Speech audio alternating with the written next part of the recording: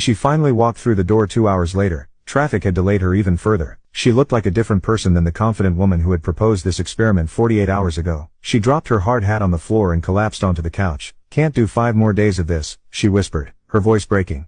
"Please, I'm begging you, let's end this now." I sat beside her, maintaining my composure. "Day 2 was always going to be the hardest," I said calmly. "But ending now means you'll never fully understand what I handle for our family." She looked at me with genuine tears in her eyes.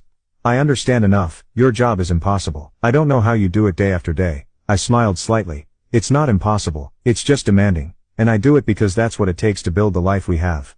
After a long silence, I offered a compromise. "How about this? You don't have to go back to the construction site. But there are other aspects of my responsibilities you haven't experienced yet. We continue the experiment, but with modifications."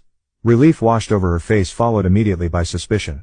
"What kind of modifications?" "Tomorrow you'll handle our finances, home maintenance calls and the meeting with our insurance agent. I'll continue with the household duties."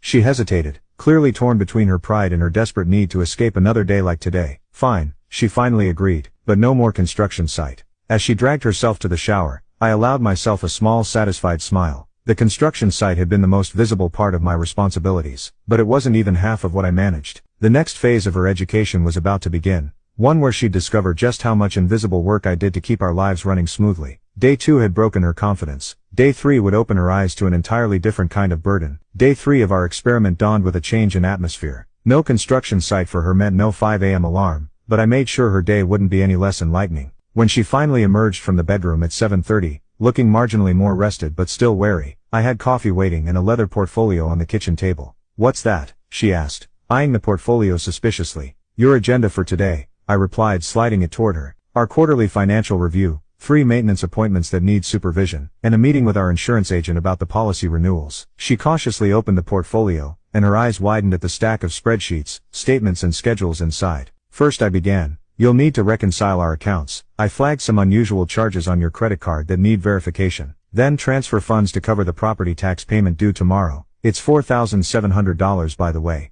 After that, you'll need to call about the water heater warranty. It's making that knocking sound again." Her coffee remained untouched as she flipped through the papers with increasing alarm. "Why are there so many investment statements? And what's this about a home equity line decision? That's our retirement